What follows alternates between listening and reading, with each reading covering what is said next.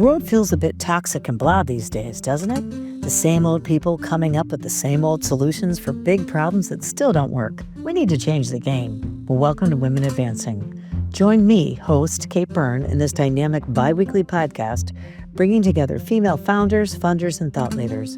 Listen to the people driving change, how they got there, how you can help, and yep, how you might just be the next one to advance. Proof that all ships rise with women at the helm. That's what happens when Women Advance with Kate Byrne. So many people I know are beginning to muse about what lies behind just a regular job in corporate America.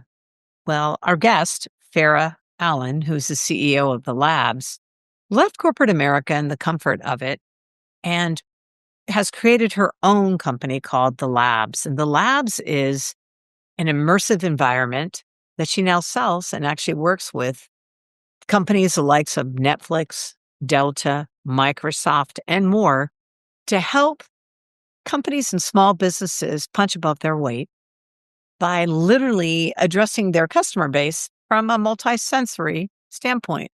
That all may sound like a bunch of gobbledygook, but it truly is really fascinating because as we move forward in this day of AI and more, the more relational we are with our customers, the more impactful we are with our customers. And Farah has really figured out how to do this.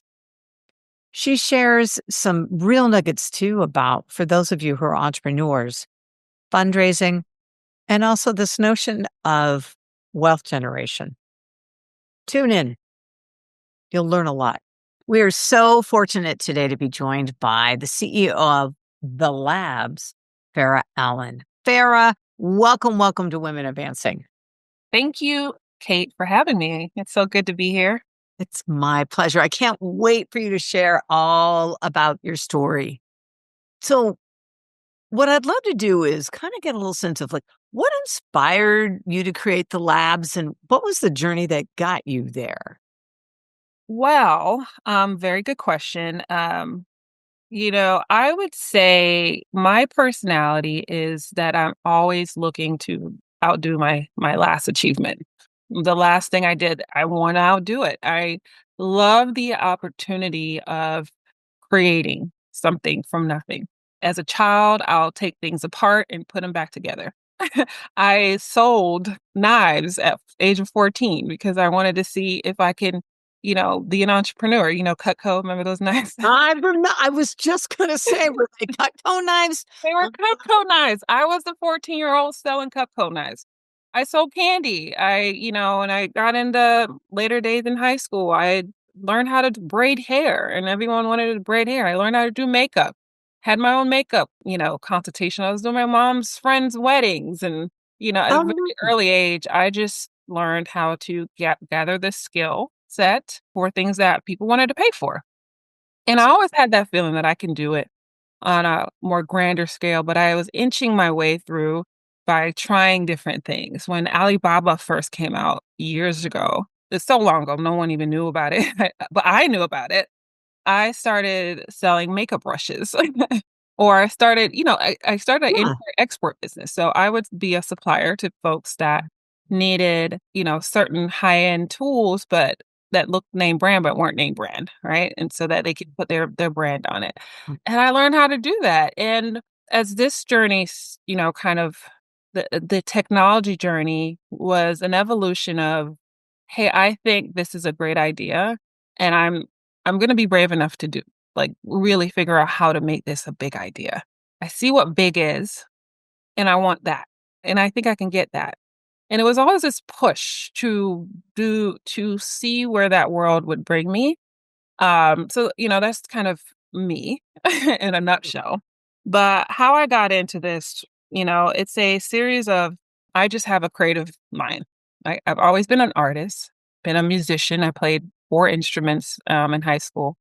I was not an A student in high school. I made seats. I was very creative though, and very smart in other ways, right? Education system for me in Miami, Florida was not the greatest experience. But in college, I learned how to do school, right? I learned what A's look like, or how to get A's, right? Just kind of something I needed to learn. It was all about networking. It wasn't really extra studying. It was like, get to know my teachers, get to know my fellow classmates, find out information that, I'm missing so that I can progress. And so, with that skill, with the creativity skill, with me being in architecture and not doing architecture after, coming out of college, and then going into a field that I felt was the most creative and most logical, the most in tune to how my mind thought, technology, right? And I started from the bottom. I didn't want to code, so I started in project coordination for technology projects. Got fired a couple times. It was contractor. Then I went in project management. I got fired up. I went in project management. Then it was like, okay, how much more can I be the best project manager? Project managers that kind of top out at 200K. I'm gonna try to get there. So I started at 60. The next 6 months, I went to 80. I went to 100. I went to 150. And then when I was almost at 200K, I was like, I'm done. I mean, I need something else. I need a new challenge. This took me about 2 years to do. And then I said, I've been designing platforms for these organizations now at this point, and they are bringing it to market. They're not bringing it to market the way I think this should be brought to market. All right. I'm thinking hey, create something people want to be in, want to live in, want to work every day in, which is the assignment, and creating it to look and feel like a home is the best strategy to go to market. And so I left corporate America and I went into entrepreneurship. I did not leave all at once. I gradually found enough confidence in myself to do that. And started in the music industry with my solution. Didn't know what the heck I was doing, but I knew how to make friends. I knew how to get in front of decision makers. I just kept that same, hey, people person mentality the whole time. And so when it was time for Labz, which Labz is a platform that helps you create immersive and interactive platforms for small businesses. So taking what you know from a static website and bringing it into a better customer experience by using immersive technology is what we help anybody to do. You don't have to be a technologist to do.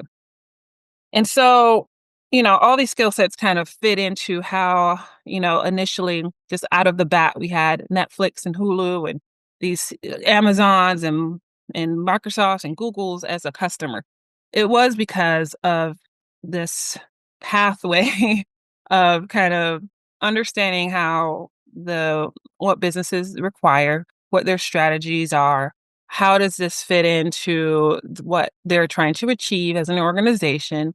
How do we go from old into more innovative so that you can stay on track and not be competitioned out, right? And so I use that type of language to sell this particular technology. The counter to that is that people sell the metaverse. They sell these very great concepts, innovative concepts.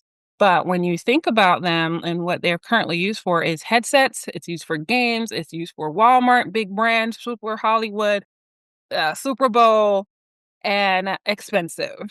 And so bringing it into the world that I live in and I like and I love, which is how does it help me and grow my business and my customers? That's where I'm the concepts and not just the technology, but this is a new concept. That's where, I focus on. So this is the long story short. Yeah, no, but it's really, really helpful. And God, there's a couple things that are leap off spots, but I'm going to stay with the business aspect of it right now. Working with some of those larger companies, right? Yeah. Netflix and Google. I'm curious what some of the challenges are there. I would think one might be, oh, you know what? Yes. Okay. So we'll use the labs for now and then we'll build our own. Hmm. We'll get smart, we'll get inside and then we'll build our own. And then I mean, is that one of the challenges that, you face, or do people say, "No, are you kidding me? We're gonna outsource our creativity and our immersive expression to the labs because they so get it." And Yeah. you know what I mean? It's easier. Why? Why bother? Why waste Yeah, well, I resources? would say Microsoft, is a customer, and they have immersive technology. They have VR. They have All of the web things. platform. They have all the things that I'm talking about, but guess who they have it for? Developers. Ah, They have it for developers. Hey, you can't go in there like you go in Canva and create your own thing because you're selling your book and you wanna have a immersive space for your book sales, you're not able right, to do that. And right, so that's where that is just that simple. That's where we come in. And where you don't want to build, if you want to go build this, you have the cost to go build it. The cost doesn't go away if you come and play around and see. Yeah, hey, we want the industry to grow, but the affordability of it, it's not realistic if you are a Microsoft nonprofit department. right. If you are the HR department that needs to better educate and onboard people, it's not in your budget to go build something. Which literally, the thing I love about the labs is it helps everybody punch so much above their weight. I remember you saying, and I love that. No, it's really, really true. And Punch above your weight. yeah, Mhm. because you can walk in with confidence because you're utilizing technology and you're letting the technology do the work for you. So that actually frees up time in a Yeah, lot of ways where you can then put your own work, your own efforts, your own cerebral strength and powers to work for you when yeah. others are. So I have to ask, going back a little to the personal side, when you got fired, how did you, I mean, because that's a big thing, right? People are always freaked about, oh my gosh, what if I get fired? And I think that's, and then it happens and you're like, oh, That was I great. didn't like him anyway. Right? It was like, oh, thank God. It was a blessed, talk about divine intervention. Yeah. So, but how did you was it easy for you to get to okay, No, yeah, it's always hard to feel rejected, right? right. What one, when I was in architecture, and I was in architecture construction, and I was working for a company, and I was killing it. Like, I was really one of the best workers, and that wasn't just me. It was the VP. I got all the awards, and it was time for me and my personally to get promoted into the one position I could actually go into in my role. And my mentor, and he was a nice, good mentor. He was a VP of sales. Said, Farah, they've never been a woman or a person of color in this role, and it's very customer facing. We don't think our customers are ready, and we can't afford to lose customers right now. And this was the first time. I'm from Miami. I didn't experience a lot of any of this, so it was the first time where I really felt woman. I felt That's a black. great way, A woman. woman, like, and other and not accepted, and I was just working hard, and I never it never crossed my mind that there was all men and they're all, Caucasian. Never crossed my mind that I wouldn't be among them. Like, I didn't think, "Oh," 'cause, I wasn't thinking that way because I grew up around so many different type of people. But it Yeah, clearly. really shattered me, and I did have to recover from that. But what it did, they did layoffs, and I was one of the people they laid off. And then I said, "Let me go into technology and do this thing." When I went in technology, I was audacious enough to know that after like after a while, people who are contractors, they learn from their last position, and they're entering to a organization where pretty much a lot of the employees haven't left in years. They don't know what the latest of anything is unless they are, doing outside education. And Right. so even though may have got let go of the last organization because I didn't know anything, I knew a lot more than a lot of people. Once I realized I knew a lot more than the people the currently that I'm at, and I owned the things I knew. And I just owned the strategy that I was coming up with. It wasn't based off of PMI certification. It was based off of just not experience and of other people through the other situations I got fired from. Right? I absorbed it and I implemented what the risk and the risks associated with doing other things. And I was able to have more value in myself. And people saw the value because I saw it in myself. And so the firing and this kind of letting go of that self righteousness and, you can't fire me. Like that was something big. That personality is big in management consulting, like especially for women. Like you kind of own being good, and I guess a part of your identity. And how they say anything else, but how that you normally don't put yourself out there either, right? You kind of Right. stay inside the bubble that makes you great. And when I went outside of that I'm great bubble to new frontiers, it did help me when I became an entrepreneur because I got to hear no's so much more. I've heard thousands of no's. I've heard thousands of people or hundreds of men kind of saying, "Oh, I will invest in you if this guy who's your investor is your CEO." I'm like, "He has nothing to do with this Yeah, idea." that's not how that's gonna work, friend. No, no, but it was just but I have to recover and move forward. And so it's Right. recover fast and quickly, or the other end of it is quitting. And if I quit, all this hard work and all this stuff would disappear.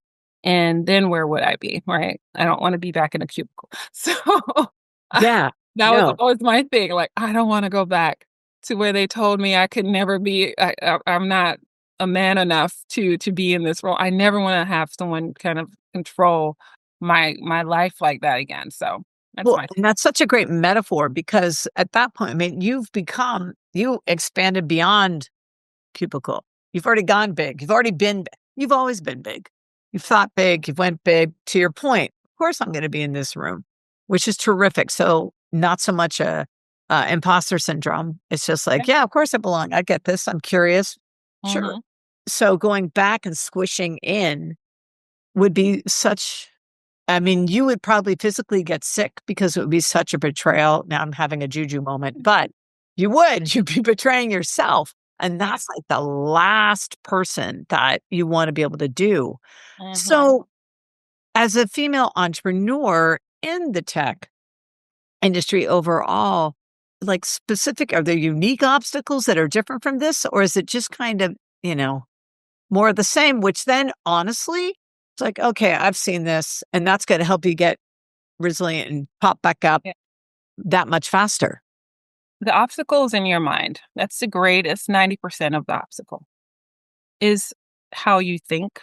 And you have to rearrange your brain. If you're going to be a leader or entrepreneur, you have to rearrange your brain. you have to um, you have to come into knowing who you are, and because people will try to tell you who you are. All right. And it's not, and so you need to know who you are and who they're going to try to tell you who you are and what you want. And if you don't know who you are, you may listen to that and base your identity on that and be very miserable in this process and then quit. And then, you're miserable doing something else.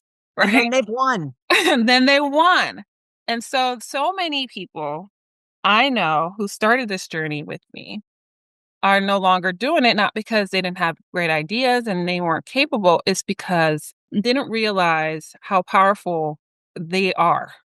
And so they took on the identity of someone else. And when they disappoint those people, then they are totally disappointed in themselves. It's a whole cycle and it's toxic. Number one, you have to find your confidence. All right. My lies, I'm a believer of Christ. My lies in my godly beliefs. I am a manifester. I believe that things are going to happen. Not they will. Like Yoda would say, think There is no try, only there's no do.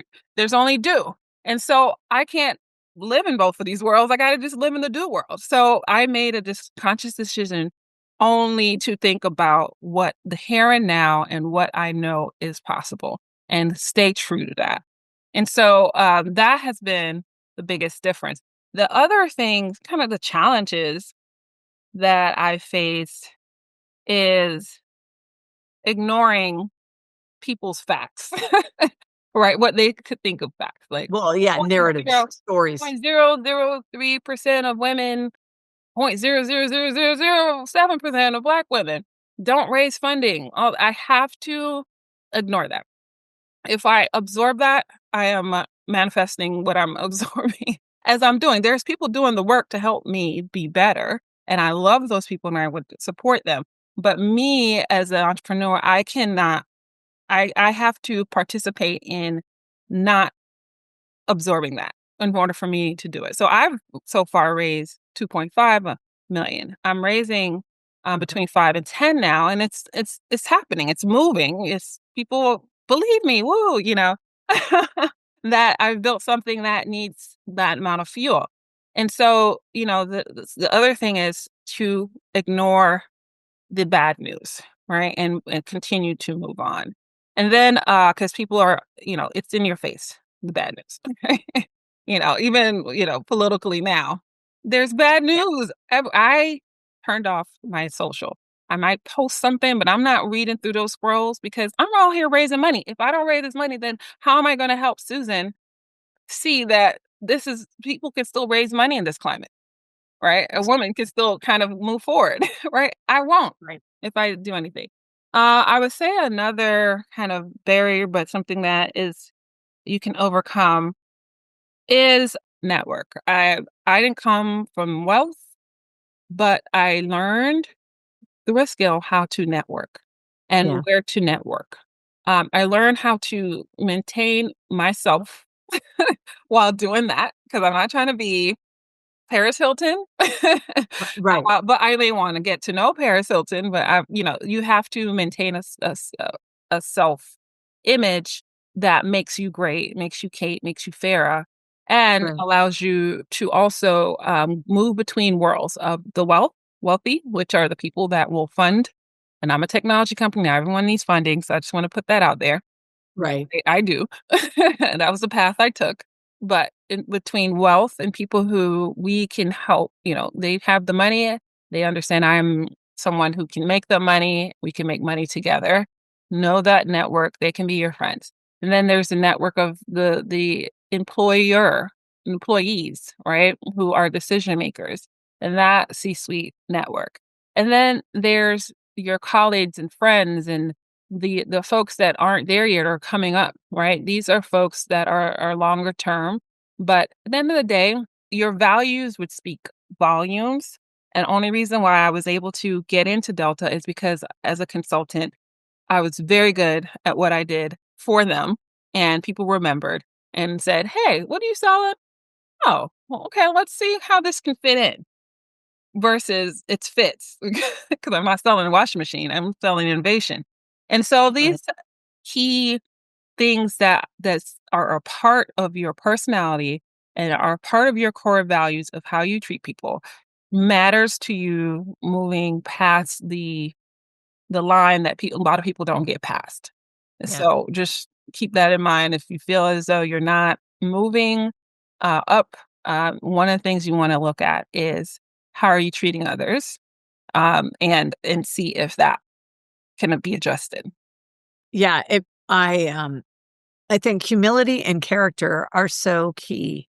And this piece about consistency. So what I've often said to my daughters, I swear, if you simply do what you say you're going to do, you've already risen above so many people.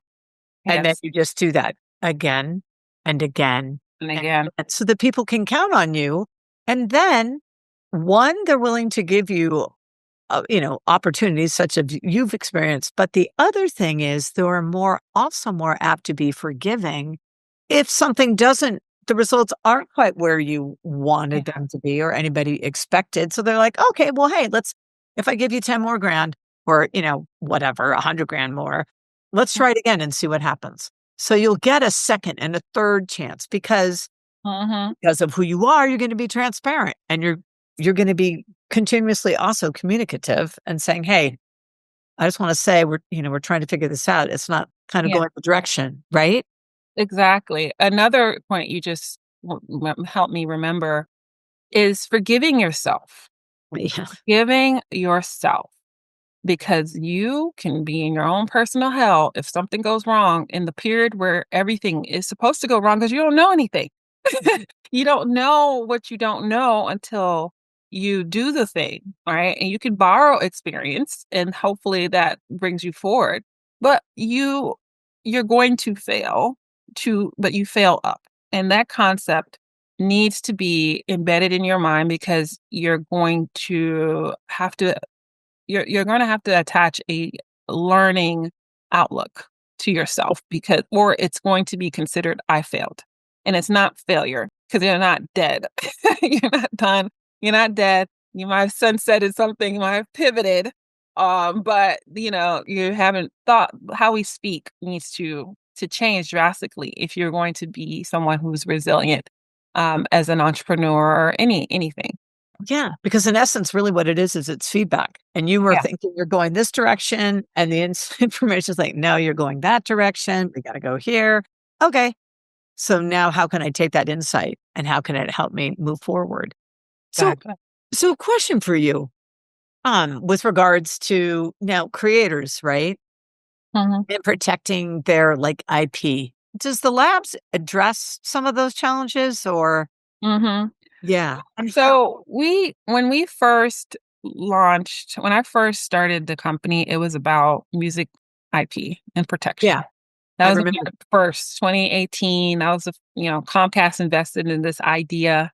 And I was part of the Comcast accelerator. That was cool. Built that app, and it was a music collaboration app that automatically tracked who is inputting what. And then that data would get sent to a form, the forms that you would need in order to protect yourself. And that will get copyrighted on blockchain, all kind of great ways to do that. And I will tell you, that was it was done and platform was built. I got some funding, but as far as it going anywhere, I couldn't scale it. Couldn't scale it. Well, not enough money and not enough support within the music industry, which I had access to because I was nice to everyone. I had access to at the highest level. It just wouldn't, but they weren't ready for that to provide transparency at that level. The artists were, but the artists didn't necessarily have money. And so we pivoted from that based off of and her partner Adrian at a pitch competition in LA. And they heard my pitch for this music collaboration platform and how creative it was and how you can switch the backgrounds and they loved it. I didn't win the competition, but they loved it. And so the next meeting was, how can we do this for film and television, Ah, Broadway? And I was like, and they were like, we have money, to pay you to do this for a pilot. I was like, money, yay, I haven't heard that word in a while. Right? Everyone, especially their money because great. that's lots of zeros. That's not just a Yeah. few. Yeah. And so they had Abigail and Adrian had their own company, Level Forward, and they had this community they just purchased of 30,000 women filmmakers, right? And they wanted a collaboration space that was ours, that was creative and, what Right. the idea of protection wasn't as big in that industry. So it was really about all the features and that were interactive that they had access to. And so while I built that out, next thing you know, COVID comes, right? Who remembers that? And now it was less about making new content and now selling the content that you have virtually. And the virtual platforms that were out there were like Hopin and Zoom, there was nothing creative about that. It wasn't any red carpet experience. It wasn't something that you can produce. And then we still had that problem when you can produce online, really, VR looking experience, it costs you a lot of money. And so Abigail and Adrian said, "Hey, if you build out labs for this reason, we'll invest $1 million."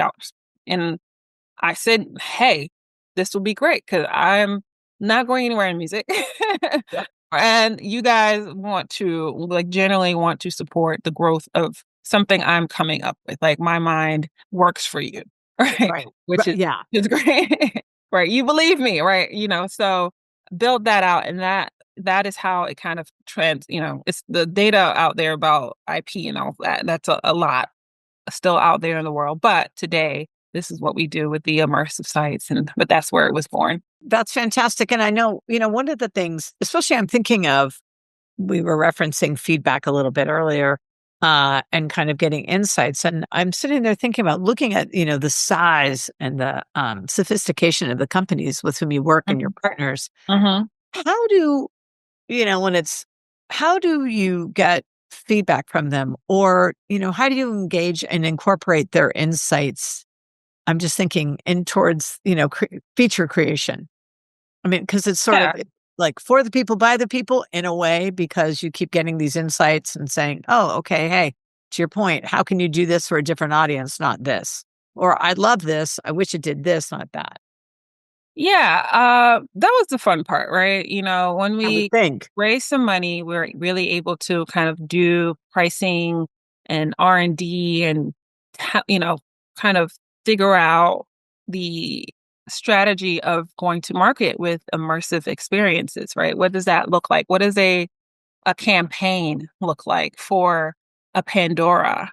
Or what does a, employee business travel program look for Delta? Because if it looks and it for Delta and it works for Delta, then that's a template for other, employee benefit organizations. So we paid a really good attention to those unique scenarios. I mean, it was literally the 3 years. We wanted people to come up with how they can best use, but we would come up with how people would best use. What's your business?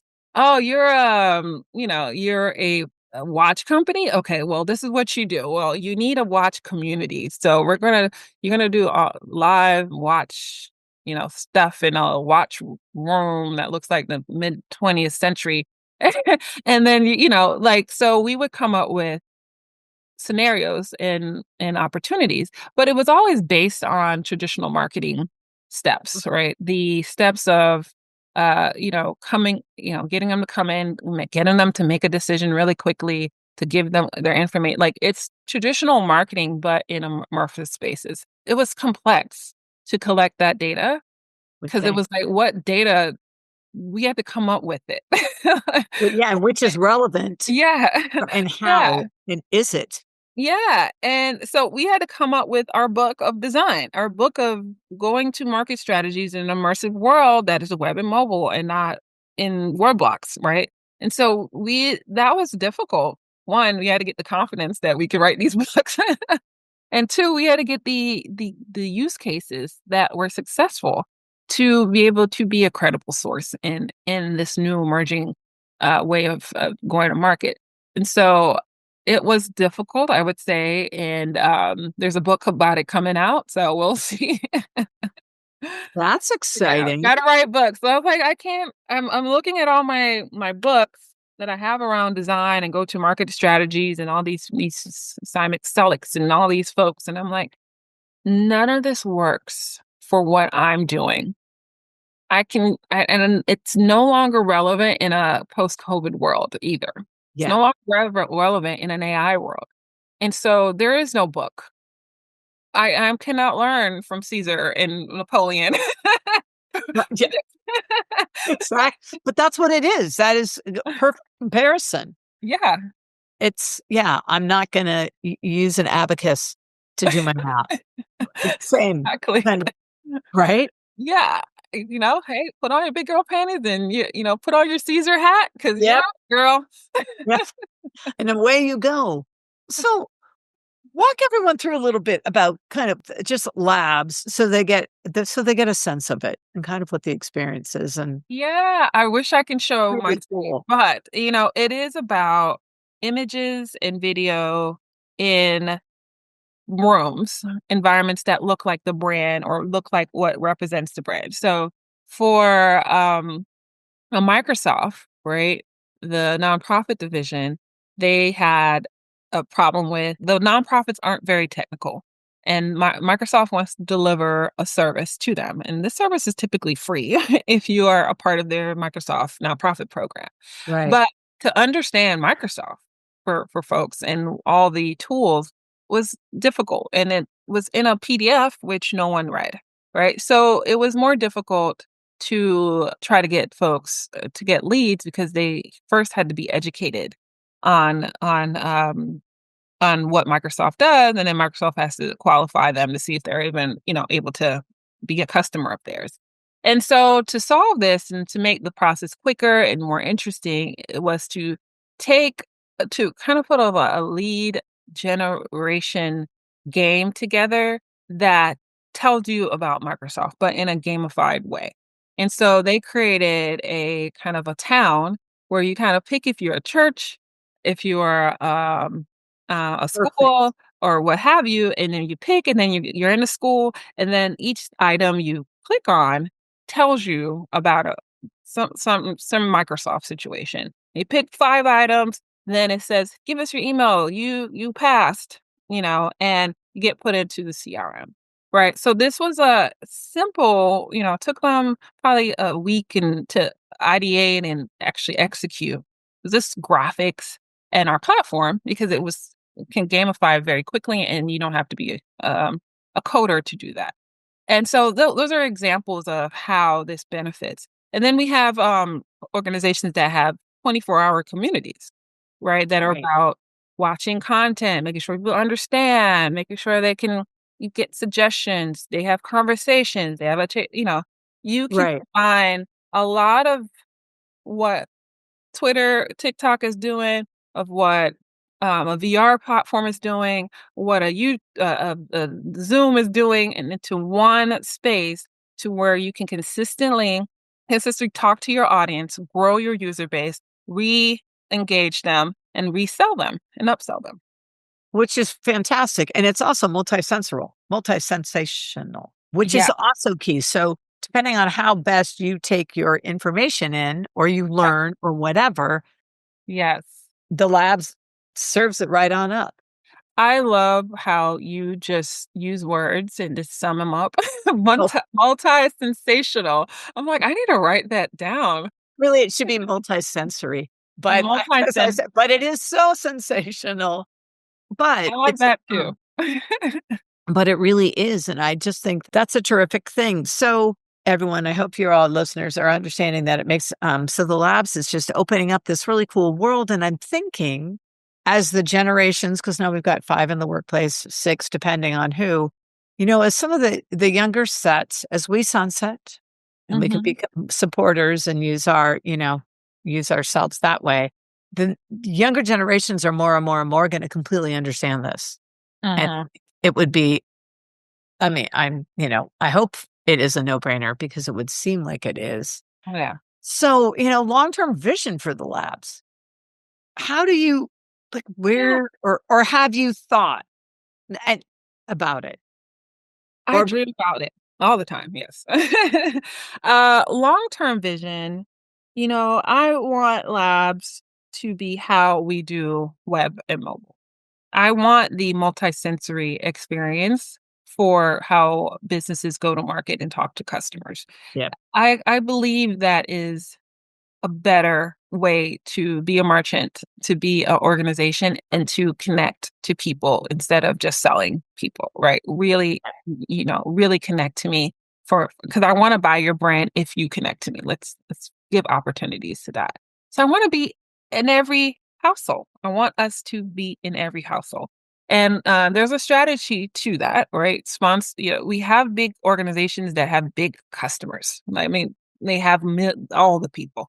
Right? Everybody's a Coca-Cola's customer to everyone. Like, so us providing our service and the method of how to go to market to a Coca-Cola reaches everybody across the globe, right? And for us to do that in all these types of organizations like that makes it so that you, small business owner, understand how this works, right? So it's to create that influence as to the method of immersive within the marketplace.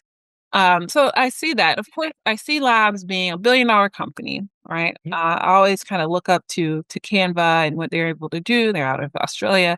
They're $16 billion value. We need that. We need more women, who have tech businesses and or have the power to kind of promote change and create jobs. We need that. And if I can get close to that or allow someone to use me and my experience to surpass me if I don't quite make it, which I feel that we have a chance, that is the vision. That is the value I want to bring. So Speechless, and we know that's hard to do. I don't think about hard. I can't because it's literally impossible, right? If I think about what's in the front It's of me, kinda done, period, the end. but it's I have to say it's done.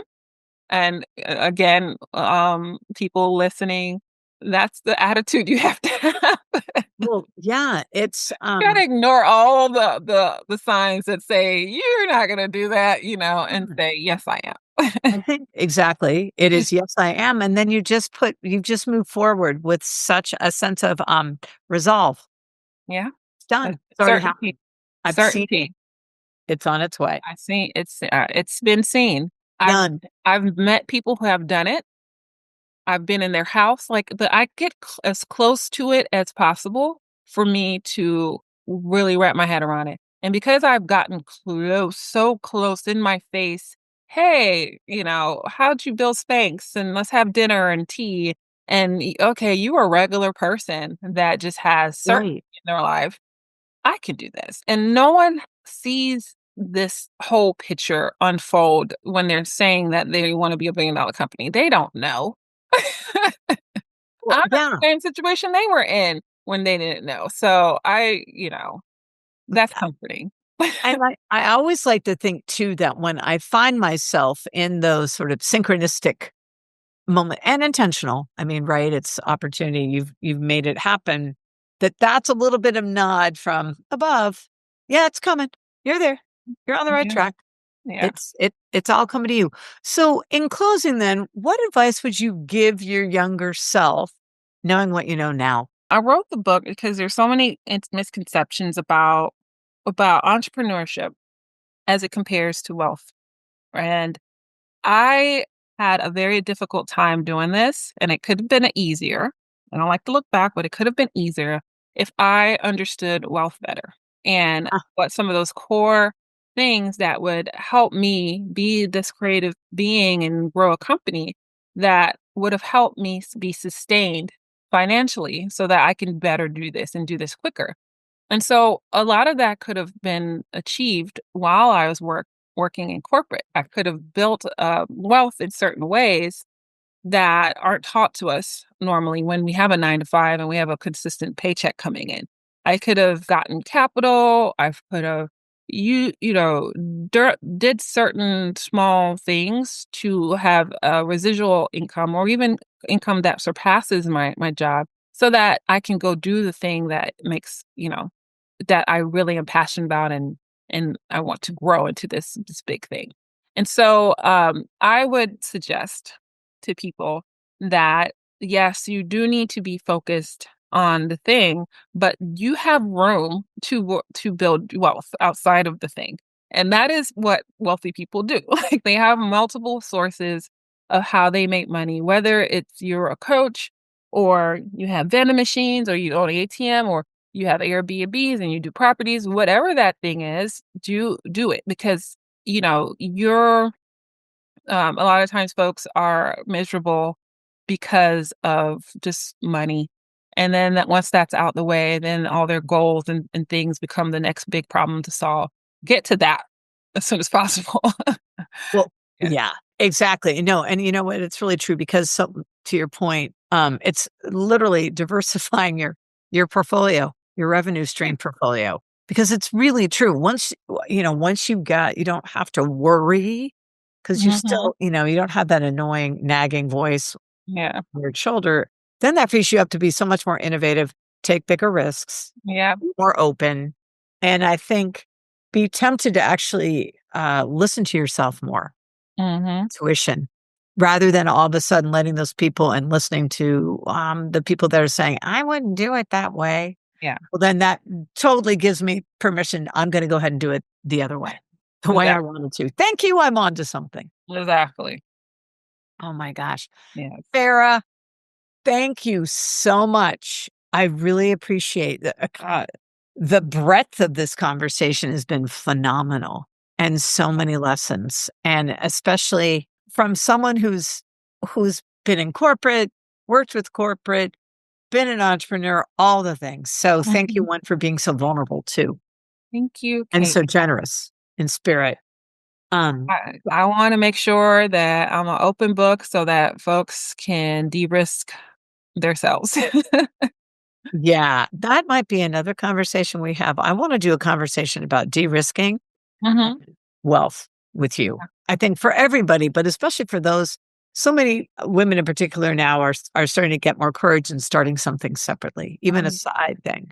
And just having the understanding of that. Right now, we are getting ready, ladies and gents, for one of the largest wealth transfers in by 2030. And the majority of this, I've heard everything from, 30 trillion to 40 trillion is really going to come into the hands and wallets of women. I want us all to be ready and understanding and have our, be financially fit and fluent so Yeah, that we can really kind of understand what works for us. exactly. Exactly. So to be Well, continued. I love it. I love it. I'm always open to you, Kate. So just let me know. Thank you so much. So on behalf of Women Advancing, thank you, and wish you the best until we have another conversation. All right. Thank you. Bye, everyone. Who serves as her inspiration? The folks over at Canva.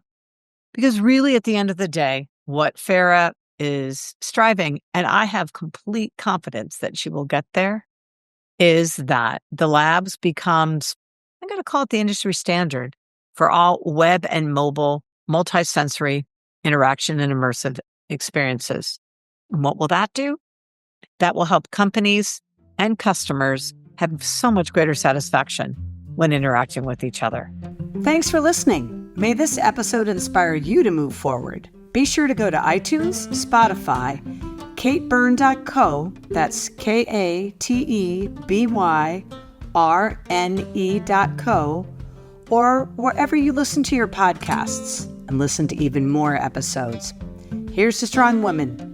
May we know them, may we be them, may we raise them. And be sure to meet them on the next Women Advancing. Ta till next time.